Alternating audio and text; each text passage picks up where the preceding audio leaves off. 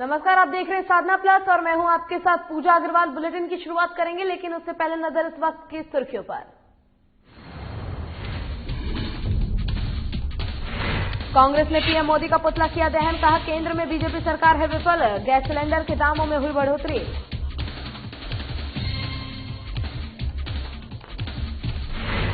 CM ने glass bridge का लिया जायजा, नीतीश कुमार ने ग्लास ब्रिज की क्वालिटी की चेक, मार्च महीने में ब्रिज को किया जाएगा चालू।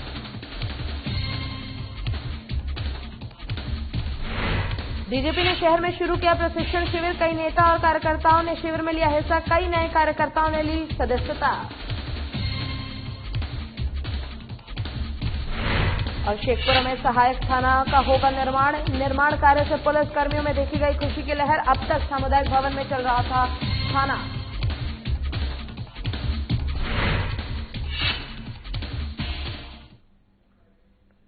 और बुलेटिन की शुरुआत करेंगे इस वक्त की बड़ी खबर से। बड़ी खबर हमारे पास गोपालगंज से आ रही है, जहां मुखिया के भतीजे को गोली मारी गई है। पंचायत सरकार भवन बनाने को लेकर 5 लाख की रंगदारी मांगी गई थी। कटिया के बैरिया में बाइक सवार अपराधियों ने गोली मारी है और पीड़ित मुखिया ने हथुआ एसडीपीओ और डीएम और एसएसपी से सुरक्षा की गुहार लगाई है। रंगदारी नहीं मिलने पर अपराधियों ने इस घटना को अंजाम दिया है। कई राउंड फायरिंग भी की गई है और मुखिया के भतीजे को सरेआम गोली मार दी गई है। बता दें कि अपराधियों ने 5 लाख की रंगदारी मांगी थी और रंगदारी नहीं देने पर अपराधियों ने भतीजे को गोली मार दी, जिसके बाद पीड़ित मुखिया ने हथुआ एसडीपीओ, डीएम और एसपी से सुरक्षा की गुहार लगाई है। इसी पर अधिक जानकारी के साथ हमारे संवाददाता शैलेंद्र कुमार हमारे साथ फोन लाइन पर जुड़ गए हैं। शैलेंद्र, सबसे पहले तो आपसे विस्तार से जानना चाहेंगे कि आखिर पूरा मामला क्या है, क्यों गोली मारी गई है, कारण क्या रहा? जी पूजा, निश्चित ये घटना जो हुआ है ये कटिया थाना के बैरिया पंचायत अंतर्गत एक घटना हुआ है, जो कि वर्तमान मुखिया बृजकिशोर कुशवाहा बताए जा रहे हैं, जिनके 20 वर्षीय ललन लाल बाबू कुशवाहा जिनके भतीजा है 24 वर्षीय, जिनके ऊपर अज्ञात अपराधियों द्वारा फायरिंग किया गया। इनके पैर में गोली लगा। स्थानीय लोगों द्वारा उनको रेफरल अस्पताल कटिया में लाके भर्ती कराया गया, लेकिन डॉक्टरों द्वारा उनको सदर अस्पताल के लिए रेफर कर दिया गया। सदर अस्पताल पहुंचने के बाद इनकी हालत गंभीर देखते हुए यहाँ के डॉक्टरों ने गोरखपुर के लिए रेफर कर दिया है। लेकिन कुल मिलाजुला कर कहा जाए तो ये सुशासन बाबू की जो सरकार है, इस जो सुशासन की अगर बात कहा जाए तो कहीं नहीं तो सुशासन कहीं नहीं दिख रही है और लगातार आए दिन अपराधी रंगदारी की मांग कर रहे हैं और रंगदारी की मांग नहीं पूरा होने पर फायरिंग कर रहे हैं, घटना का अंजाम दे रहे हैं। अगर सूत्रों के माने तो मुखिया से कुछ दिन पहले 5 लाख की रंगदारी मांग की गई थी, जिसको नहीं पूरा होने के बाद से ये घटना का अंजाम अपराधियों ने दिया। हालांकि इसको लेके मुखिया ने बताया कि इस घटना के बारे में मैंने हथुआ एसडीपीओ और एसपी और थाना सब जगह अपनी सुरक्षा की गुहार लगाई थी, लेकिन हमारी बातों को नजरअंदाज किया गया, जिसको लेकर इतनी बड़ी घटना हो गई और हमारे भतीजे के ऊपर कई राउंड फायरिंग की गई, जिसमें कि उसके एक गोली उसके पैर पे लगी है और जो गोरखपुर में जिंदगी और मौत से जूझ रहा है। जी, जैसा आपने शैलेंद्र बताया कि मुखिया ने सुरक्षा की गुहार पहले ही लगाई थी, लेकिन बावजूद उसके प्रशासन की तरफ से कोई कदम नहीं उठाया गया और इस घटना को अंजाम दे दिया गया। क्या अब इस घटना के बाद मुखिया को किसी प्रकार की सुरक्षा उपलब्ध कराई गई है?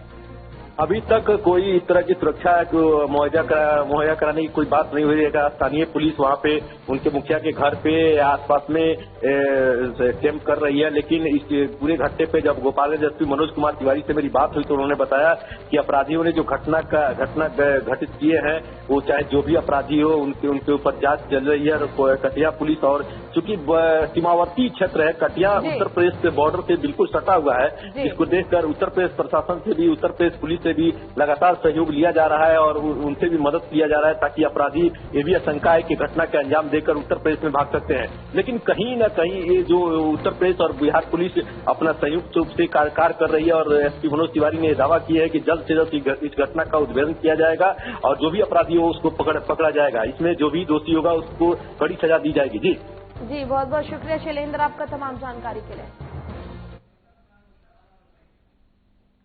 चलिए शुरुआत करेंगे खबरों की। नालंदा के अंतर्राष्ट्रीय पर्यटन स्थल राजगीर में आज सीएम नीतीश कुमार ने ग्लास ब्रिज का जायजा लिया।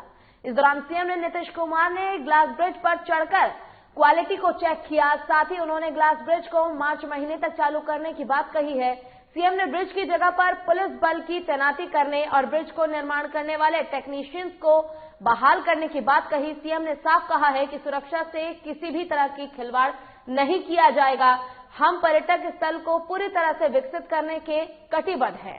इसके साथ ही सभी को गंगा जल उपलब्ध कराने के लिए तैयारी की जा रही है ताकि यहां की भूजल स्तर को संरक्षित किया जा सके।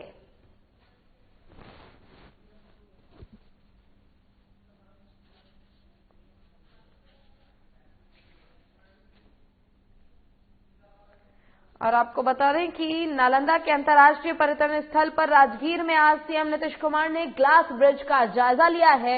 इस दौरान सीएम ने ग्लास ब्रिज पर चढ़कर क्वालिटी को भी खुद चेक किया है। साथ ही उन्होंने ग्लास ब्रिज को मार्च महीने तक चालू करने की बात कही है।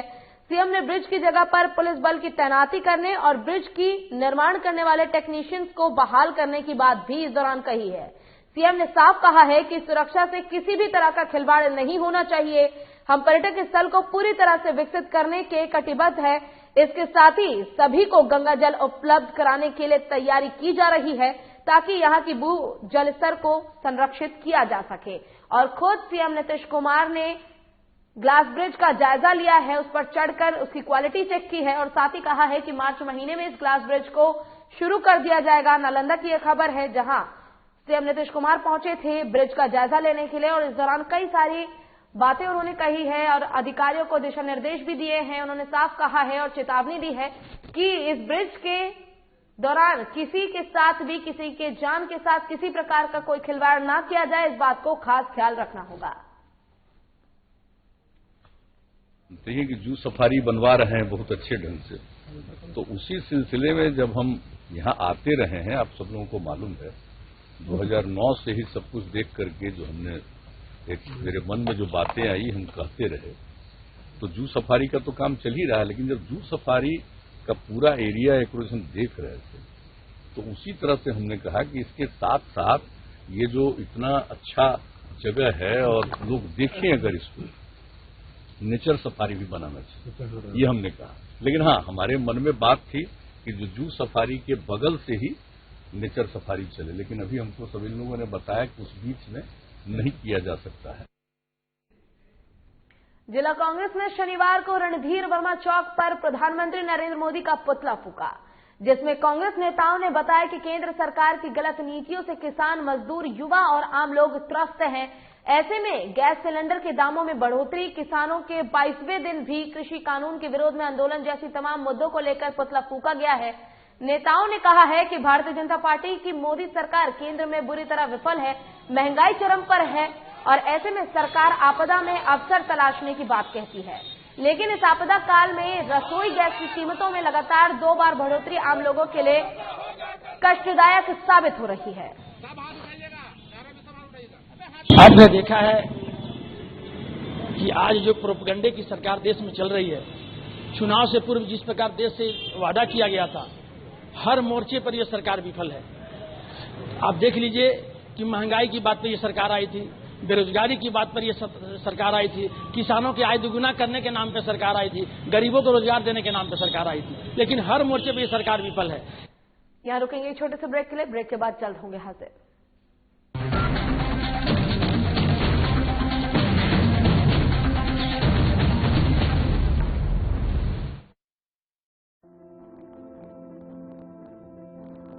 कोरोना का संकट अभी टला नहीं है, इसलिए लापरवाही बिल्कुल नहीं। जब भी मास्क जरूर लगाएं। दूसरी बात, एक दूसरे से कम 2 गज की दूरी बनाएं। और तीसरा, अपने हाथों को साबुन से अच्छी तरह बार बार धोएं। यदि हम इन सभी मुख्य बातों पर अमल कर लें तो कोरोना वायरस के संक्रमण से बच सकते हैं और हमारा राज्य कोरोना मुक्त हो सकता है। मेरे प्यारे झारखंड वासियों, कोरोना का जंग अभी जारी है। हम और आप मिलकर ही इस जंग को जीत सकते हैं। सरकार द्वारा दिए जा रहे निर्देशों का पालन करें और विश्वास रखें, हम और आप मिलकर जरूर इस जंग को जीतेंगे। सूचना एवं जनसंपर्क विभाग, झारखंड सरकार द्वारा जनहित में प्रसारित।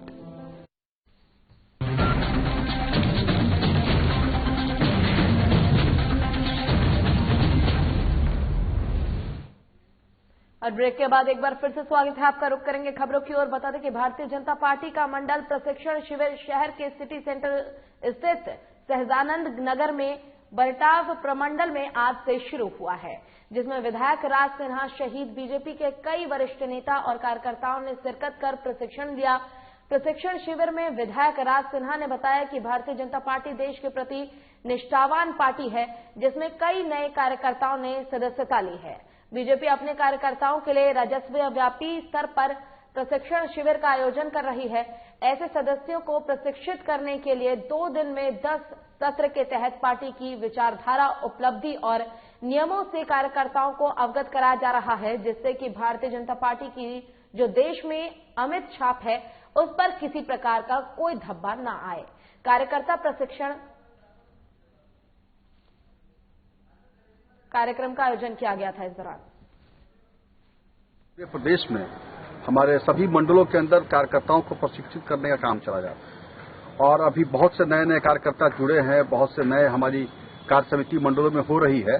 तो इसलिए उनके साथ एक दिन में 5-5 सत्र करके 2 दिन में 10 सत्रों में अपने पार्टी की हमारी जो विचारधाराएं हैं, हमारी पार्टी की रीति नीति है, हमारी पार्टी की पंचनिष्ठाएं हैं, किस प्रकार उनसे उनका आचरण होना चाहिए, कैसे उनका क्या उनके कर्तव्य हैं, क्या उनके दायित्व हैं, कैसे समाज के अंदर एक अमिट छाप। और जयनगर के सतड़ीहा के लतबेदवा गांव में बालू को लेकर प्रशासन और गांव के लोगों में नोकझोंक हो गई थी, जिसके बाद से प्रशासन में गहमा-गहमी के कारण बालू घाट का डेंटर तय कर दिया गया। लोगों का आरोप है कि उसी जगह पर शमशान घाट है। साथ ही लोगों का आरोप यह भी है कि रेत का टेंडर रिहायशी इलाके में किया गया है। ग्रामीणों ने टेंडर रद्द करने की मांग की है।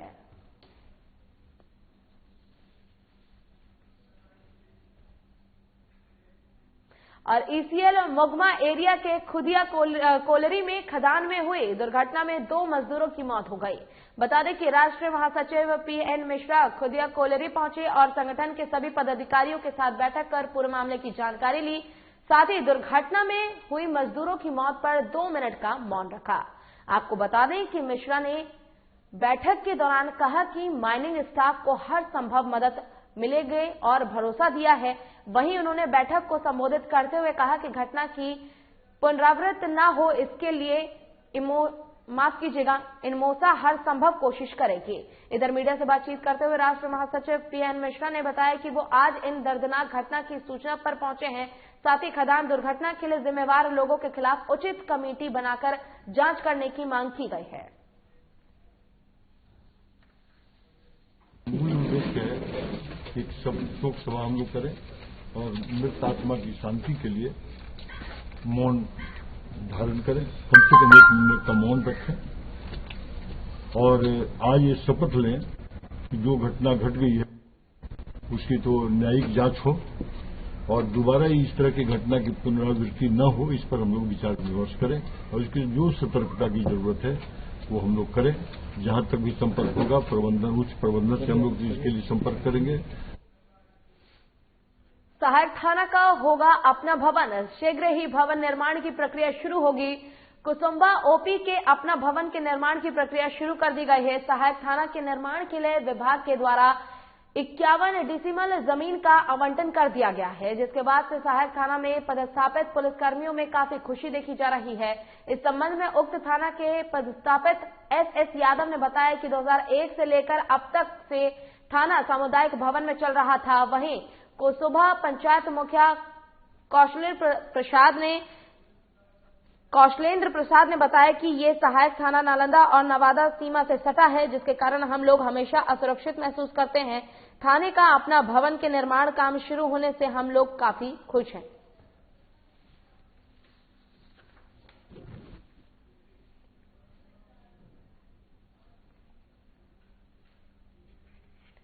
और कैमूर दुर्गावती थाना क्षेत्र के धनेछा गांव में एक महिला की चाकू गोदकर हत्या कर दी गई। 3 दिनों से गायब महिला का शव गांव के ही बगल में पोखरे में मिला है। बता दें कि गीता देवी की शादी 7 साल पहले हुई थी, लेकिन पिछले कुछ दिनों से पति पत्नी में अनबन चल रही थी, जिस संबंध में मायके वालों और ग्रामीण परिजनों के बीच कई बार सुलह समझौता कराया गया, लेकिन सुलह समझौते से कोई फायदा नहीं हुआ। 3 दिनों से गायब गीता देवी का शव गांव के पोखरे में पाया गया। इसकी सूचना दुर्गावती पुलिस को दी गई है। पुलिस घटनास्थल पर पहुंचकर शव को अपने कब्जे में लेकर मामले की छानबीन में जुट गई है। बता दें कि मृतका के शरीर पर कई जगह चाकू से वार के निशान पाए गए हैं।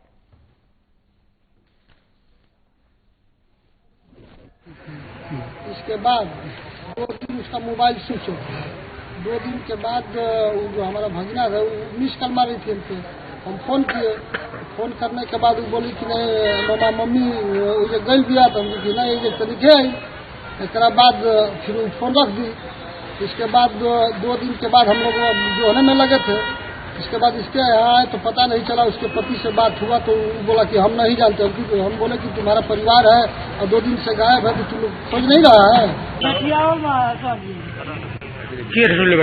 पति घटिया कहे लगा दहेज खाती। अच्छा, घटना कब को बटे? 12 बजे रात का। अच्छा, उनके पति का नाम बटे? गुड्डू राम। ऐसे में कहाँ वाला? ये समय में देखी ना वही घर घटना को के तुरंत भाग गई बना। कहाँ माना कहता कि दिल्ली हम चल गई बना। और फिलहाल वक्त एक छोटे से ब्रेक का। ब्रेक के बाद जल्द होंगे हाजिर।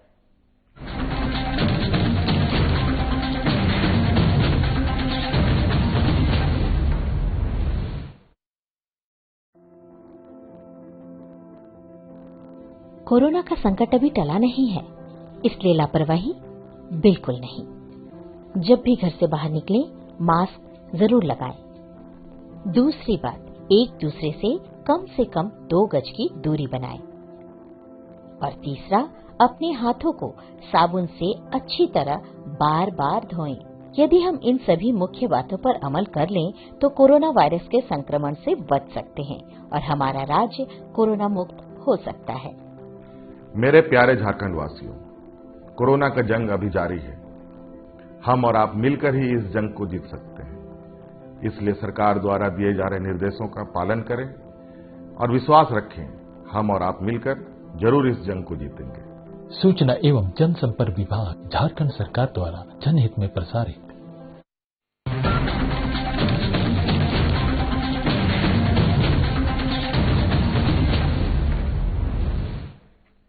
और ब्रेक के बाद एक बार फिर से स्वागत है आपका। रुक करेंगे खबरों की ओर, बात करेंगे लातेहार की, जहां के चंदवा थाना क्षेत्र के सेरक क्षेत्र में 4 दिनों के अंदर दूसरी बार पुलिस और प्रतिबंधित उग्रवादी संगठन टीपीसी के बीच भीषण मुठभेड़ हुई है। इस दौरान दोनों ओर से लगभग आधे घंटे तक जमकर गोलीबारी हुई, जिसके बाद पुलिस को भारी पड़ता देख उग्रवादी जंगल की ओर भागने में सफल रहे। बताते चले कि लातेहार एसपी प्रशांत आनंद को गुप्त सूचना मिली थी कि टीपीसी उग्रवादी किसी अप्रिय घटना को अंजाम देने की फिराक में जमे हुए हैं और मुठभेड़ के बाद पुलिस ने सर्च ऑपरेशन के दौरान AK-47, एक SLR और लगभग 150 जिंदा कारतूस समेत मोबाइल चार्ज और भी कई सामान बरामद किए हैं। मुठभेड़ के बाद चंदवा पुलिस और सीआरपीएफ टीम ने इलाके को सील कर सर्च ऑपरेशन चलाया है।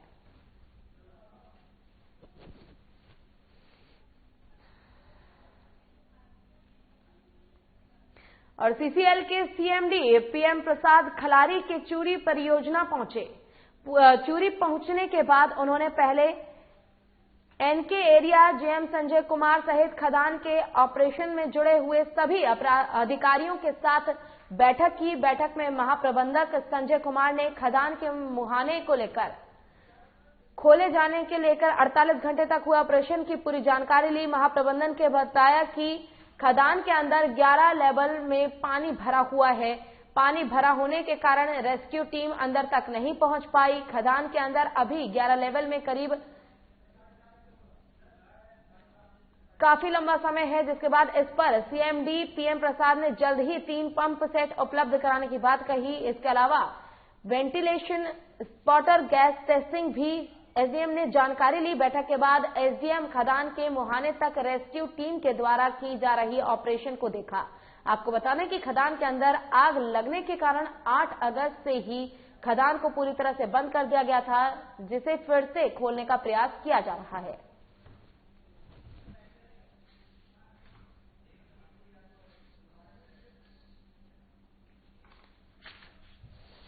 सीसीएल के सीएमडी पीएम प्रसाद खिलारी के चूरी परियोजनाएं पहुंची। चोरी पहुंचने के बाद उन्होंने पहले N K area GM Sanjay Kumar सहित खदान ऑपरेशन का जायजा लिया। जा बूढ़ी घर जा, साहब चले गए हैं तो फिर आ गई, मीटिंग चल रही है बाद में आना। क्यों दिमाग खाती है, तेरा ही काम है क्या? 70 साल की महिला ललकी देवी के लिए पिछले 2 साल से ये सब नियम बन गए हैं। 15 किलोमीटर दूर गांव से आना, पंचायत भवन की चौखट पर बैठे साहब लोगों की बाट जोहना। महज 400 रुपए की वृद्धा पेंशन बहाल कराने के लिए पति की मृत्यु प्रमाण पत्र चाहती थी, लेकिन सारी मद्दोजहद आज उनकी सांसें थमने के साथ ही खत्म हो गई। देखिए इस पर हमारी एक खास रिपोर्ट। चुरचू प्रखंड के करगी गांव की ललकी देवी और उनके पति का SBI के चुरचू शाखा में ज्वाइंट बैंक अकाउंट था। इसी में उनकी वृद्धा पेंशन आती थी। 2014 में पति की मौत हो गई और 2018 में पेंशन भी आना बंद हो गई। बैंक ने उनके पति का मृत्यु प्रमाण पत्र लाने को ऑर्डर दे दिया।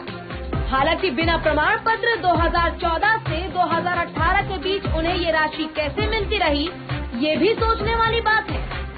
पति के मृत्यु प्रमाण पत्र के लिए वो लगातार दफ्तरों के चक्कर लगा रही थी, अधिकारियों से गुहार लगा रही थी, लेकिन अधिकारियों ने एक न सुनी। वहीं मृतिका के परिजनों की माने तो बीडीओ चुरचू पंचायत भवन आए थे। ये जानकारी मिलते ही वो बेटा पिंटू और पोता प्रदीप के साथ बीडीओ से मिलने पंचायत भवन पहुंची। लेकिन अफसोस इस बात का है कि 3 घंटे बीत जाने के बाद भी बीडीओ से मुलाकात नहीं हो सकी और बैठे बैठे ही अचानक 70 साल की महिला जमीन पर गिर गई और वृद्ध महिला ने अधिकारियों के चौखट पर ही अपना दम तोड़ दिया। इस पूरे मामले पर प्रखंड के प्रखंड विकास पदाधिकारी ने तो कैमरे के सामने आने की जहमत उठाना भी मुनासिब नहीं समझा। वहीं हजारीबाग जिले के उपायुक्त आदित्य आनंद कैमरे के सामने तो हुए, लेकिन टालमटोल रवैये के साथ उन्होंने जो कहा है वो आपके सामने है। पूरी जानकारी आपके से नहीं स्पष्ट हो पा रहा है कि ये कहाँ की घटना है, क्या समस्या थी, तो इस पे विस्तृत जानकारी लेने के बाद ही हम कुछ कमेंट। जैसे कि चुरचू का मामला है, सारे अखबारों में आज प्राथमिकता से छापी गई है। चुरचू के करगी की रहने वाली लालवती देवी नाम की महिला है, उसके साथ ये वाकया हुआ है। इस पे कोई भी टिप्पणी विस्तृत जानकारी लेने के बाद ही करूँगा। जिले के उपायुक्त आदित्य साहब की बातों से आपको समझ में आ गया होगा कि सरकारी बाबुओं में आज के दौर में संवेदनाओं की अकाल पड़ी हुई है। वहीं हजारीबाग के निर्दलीय विधायक अमित कुमार यादव ने इस घटना को काफी दुखद बताया और सरकार के द्वारा जारी व्यवस्था में खोट बताते हुए उन्होंने कहा कि इस तरह की घटना के बाद जो तस्वीर हमारे सामने है वो व्यवस्थाओं को मुंह चढ़ाने के लिए काफी है। ऐसे में जरूरत है कि प्रखंड कर्मियों और इससे जुड़े अधिकारियों के घोर लापरवाही की कार्रवाई की जाए ताकि अन्य लोगों को इससे सबक मिल सके। देखिए, अगर कोई प्रखंड मुख्यालय का चक्कर काटता है मृत्यु प्रमाण पत्र के लिए, क्योंकि इसमें एक टाइम बाउंड है, किसी भी प्रमाण पत्र को निर्गत करने के लिए, चाहे जन्म प्रमाण पत्र हो, मृत्यु प्रमाण पत्र हो, ओबीसी हो, आवासीय है, जाति कुछ भी, तो अगर ऐसे में नहीं होता है तो उस पर पेनाल्टी लगता ही लगता है। लेकिन ये मतलब सघन अपराध टाइप का है, ये मतलब क्रिमिनल केस बनता है इससे कि एक वृद्ध महिला या फिर कोई महिला अगर अपने पति के मृत्यु प्रमाण पत्र के लिए चक्कर काटती है प्रखंड का और प्रमाण पत्र नहीं मिलता उनका तो उसकी भी मृत्यु हो जाती है, तो निश्चित रूप से दोषी कार्रवाई पे जितना ठोस से ठोस और कड़ा से कड़ा कार्रवाई होनी चाहिए। सरकार को हम लोग भी आग्रह करेंगे इस पर मतलब कठोर कार्रवाई की जाए। हजारीबाग से बीजेपी के वरिष्ठ नेता बटेश्वर प्रसाद मेहता ने भी ललकी देवी की मौत पर गहरा संवेदना व्यक्त किया है और उन्होंने सरकार के द्वारा ये कहना कि ऑनलाइन कार्य किए जा रहे हैं उससे लोगों को लाभ मिल रहा है, इस पर आपत्ति जाहिर की है। बीजेपी वरिष्ठ नेता बटेश्वर प्रसाद मेहता ने मामले में उच्च स्तरीय जांच कर दोषियों को सख्त से सख्त कार्रवाई करने की मांग की है। देखिए, सबसे बड़ी बात यह है कि इस राज्य में प्रखंड विकास पदाधिकारी हो या सीए हो या जाति प्रमाण पत्र हो, आवासीय हो, इसमें काफी दौड़ाया जाता है। और जो हालात देख रहे हैं, अपने पति के मृत्यु प्रमाण पत्र बनाने के लिए 2 साल दौड़ अपने प्रखंड मुख्यालय में ही उसकी मृत्यु हो गई। इसका उच्च स्तरीय जांच किया जाए, जो दोषी पदाधिकारी है उस पर हेमंत सरकार सिर्फ कार्रवाई करे, यही हम हेमंत सरकार से मांग करते हैं। अपने पति की मृत्यु प्रमाण पत्र बनाने के लिए सरकारी दफ्तरों का चक्कर लगाते लगाते अधिकारियों के दरबार में ही 70 साल की महिला ने दम तोड़ दिया, जो सरकारी व्यवस्थाओं को आईना दिखाता है। ऐसे में संवेदनहीन अधिकारियों को इस घटना से सबक लेने की जरूरत है। इतना ही नहीं, सरकारी बाबुओं की लापरवाही से सरकार की कार्यशैली पर भी सवाल खड़ा करता है। फिलहाल अब ये देखना होगा कि सरकार इस घटना को लेकर दोषियों पर क्या कार्रवाई करती है और पीड़ित परिवार को क्या अब भी न्याय मिल पाएगा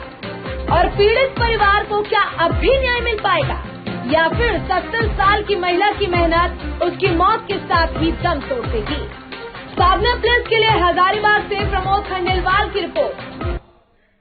चलिए खबरों में बढ़ेंगे आगे। जिले के ऑटो चालकों ने शनिवार को प्रशासन के खिलाफ किराए के मुद्दे पर विरोध प्रदर्शन किया। ऑटो चालकों का कहना है कि प्रशासन ने कम भाड़े की जारी सूचना 6 रुपए को वो नहीं मानेंगे। वो लोग ऑटो का न्यूनतम भाड़ा 10 रुपए रखेंगे। अगर प्रशासन इनके इस मांग पर समर्थन नहीं करता है तो वो लोग सोमवार से ऑटो हड़ताल की घोषणा करेंगे। बता दें कि डीजल पेट्रोल की कीमत आसमान छू रही है। ऐसे में उन्होंने कम से कम किराया 10 रुपए होना चाहिए ऐसा कहा है। इन्हीं सब मुद्दों को लेकर वो नारेबाजी भी कर रहे हैं, प्रदर्शन भी कर रहे हैं, जहां से वो लोग जुलूस की शक्ल में रणधीर वर्मा चौक पहुंचकर प्रशासन के सामने अपनी मांगों को रखते हुए विरोध जताने की बात कह रहे हैं। प्रदर्शन इसलिए कर रहे हैं क्योंकि आज पेपर में जो छपा है राज्य सरकार चाहे प्रशासन की तरफ से कि न्यूनतम भाड़ा 6 रुपया लिया जाएगा, हम लोग उसका विरोध करते हैं और वो जो 10 रुपया हम लोग लोकल भाड़ा चला रहे हैं वही हम लोग मान्य रखेंगे। अगर जिला प्रशासन इसमें एग्री है तो ठीक है, हम उनसे वार्ता करेंगे। अगर उसके लिए कोई वार्ता नहीं करते हैं, अगर नहीं तैयार है तो हम लोग उनसे कोई वार्ता करने के लिए तैयार नहीं है। आगे आप लोग आगे अगर वो हमारे कार्रवाई हमारे बात को नहीं मानते हैं तो अभी तो हम लोग उनके लिए प्रदर्शन करने के लिए तैयारी में है, हम लोग जा रहे हैं। और औरंगाबाद के घर में आग लगने से 2 बच्चों की जलकर दर्दनाक मौत हो गई। घटना देव थाना क्षेत्र के पड़विया टोले ढाबी की बताई जा रही है। हादसे में मारे गए दोनों मासूम भाई बहन थे और हादसे के वक्त दोनों घर में सो रहे थे। बताया जा रहा है कि खाना बनाने के बाद बच्चों के माता पिता जंगल चले गए थे, जिनकी गैर मौजूदगी में यह हादसा हो गया। सूचना के बाद मौके पर पहुंची पुलिस ने दोनों शवों को पोस्टमार्टम के लिए भेज दिया है। फिलहाल पुलिस मामले की जांच कर रही है।